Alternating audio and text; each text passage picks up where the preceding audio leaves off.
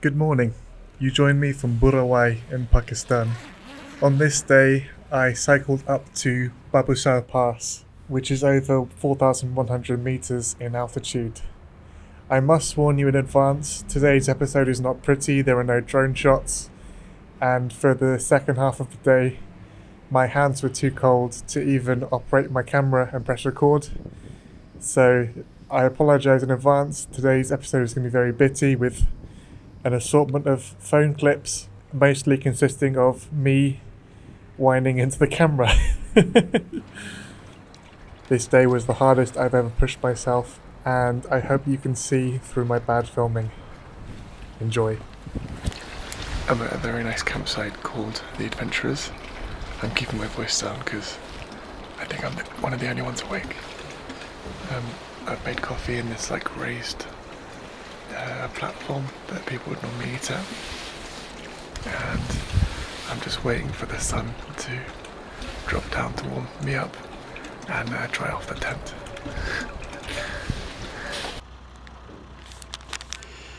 Here I'm writing a note for my new Dutch friend Alvin, who I met the night before. He was leaving later as he was on a kind of rest day after the pass, so I just left him a small note with my number.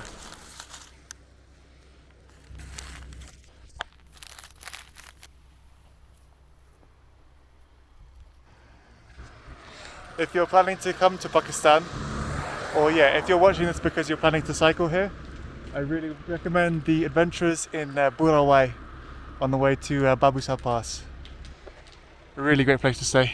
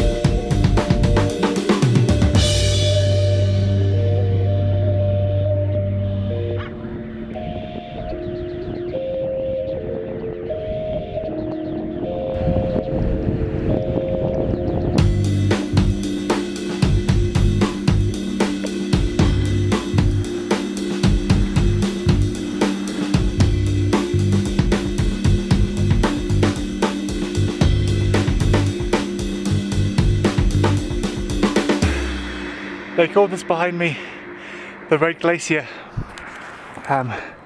There's some sort of sediment in it that makes it look red, even though that's all glacier underneath there. I don't know what the sediment is, I should know.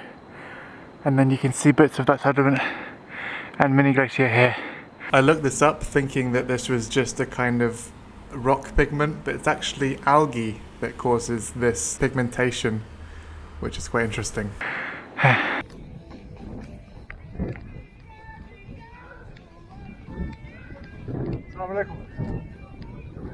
Hello. Hey, Hello. Stop. Okay. How are you? Good, how are you? Where are you from? England. Your passport. I was slightly worried here because these guys didn't look like the police, they just looked like a bunch of guys standing around. But I know now that a baddie's not going to ask for your passport first, so if this happens in Pakistan, that's what I needed to do.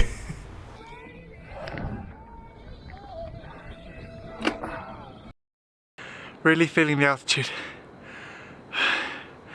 I hope I make the pass today, but it's 1,000 meters upwards from where I camped, so we'll see.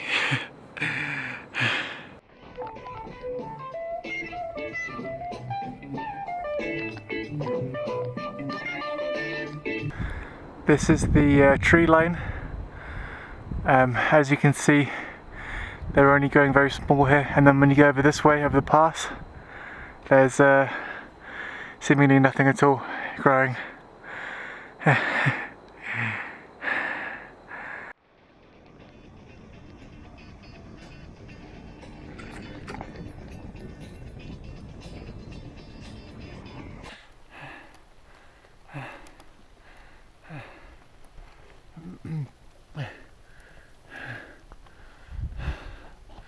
This is one of the rare moments where I can cycle, otherwise I'm just pushing upwards. I've just broken the record for the highest I've ever been on land. I'm at 3,430 meters now, and I think my last record was 3,300 in Switzerland on the Matterhorn, on the side of it. This altitude's really rocking me. All my limbs feel twice as heavy. I've got about 17k left, most of it upwards to get to the top of the pass, and then I'll do a couple of quick photos and get down out of the thin air as soon as possible. Torture.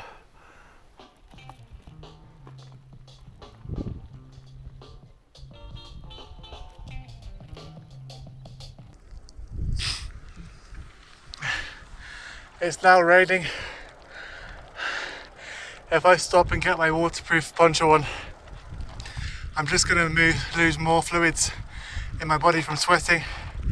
So I just need to continue, and there'll be like restaurants at the top with an awning, so I can maybe get some shelter there, and hopefully I won't get too soaked on the way.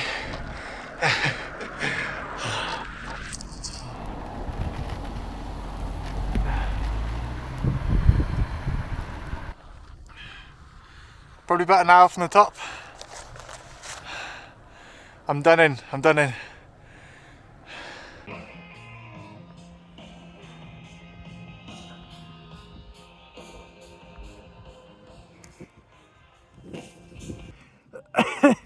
I'm probably about an hour from the top.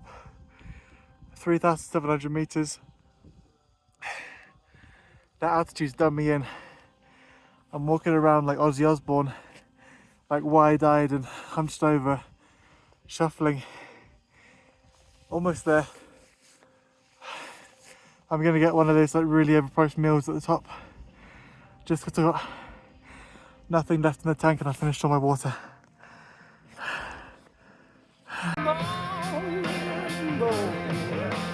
All I need to do is walk 6k and this is all over. So snowing. This is, I think, the hardest day of cycling I've ever done. That altitude rocks you, man. Fuck.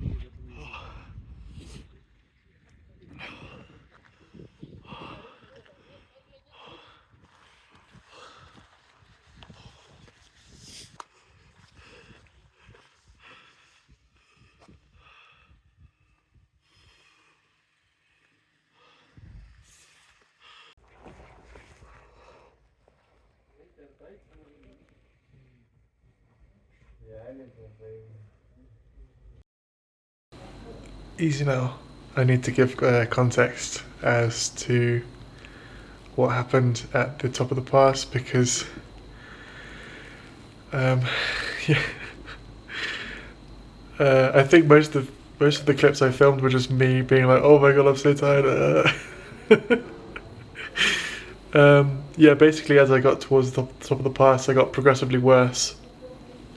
I was like pushing the bike about 10 meters and then stopping like and then being stopped for like 30 seconds and then pushing a little bit again, just making no progress. I had no food and water. Eventually cars will pass by and be like, "Hello," you know, and I asked one of the guys, like, "You got any water?" And they gave me a whole bottle of water and a palm full of almonds, and it brought me back from the brink when when they gave me the water, I was so relieved. Like I actually almost cried at them. I was just like shukriyan, shukriyan, which is thank you in Urdu and Arabic. So I was eating them, downing all the water, and then the next car that came up was a family car with loads of people all crammed into it. They pulled over and they could see, I think, I just looked like shit, I'm guessing. And they were beckoning me to like bring my bike in the car, but I was like, no, it doesn't fit. Motioning like this bike really heavy.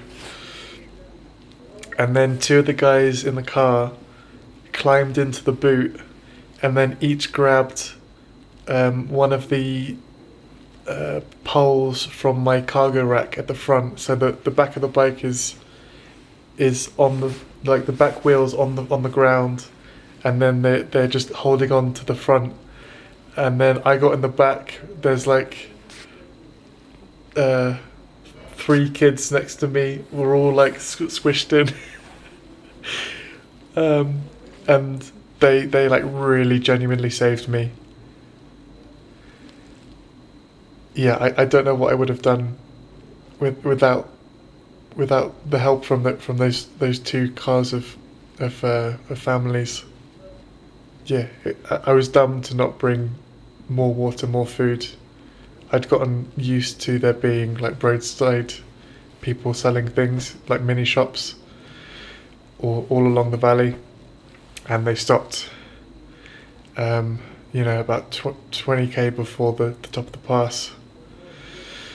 And I eventually got to the top. That's what also why I didn't film anything. I was just freezing, dehydrated, breathing heavily, and got to the top of the pass. The police invited me in, and I was like warming my hands on a bin of like burning plastic, which was better than not warming my hands, definitely. The police kind of got involved again and made things a bit more difficult, and have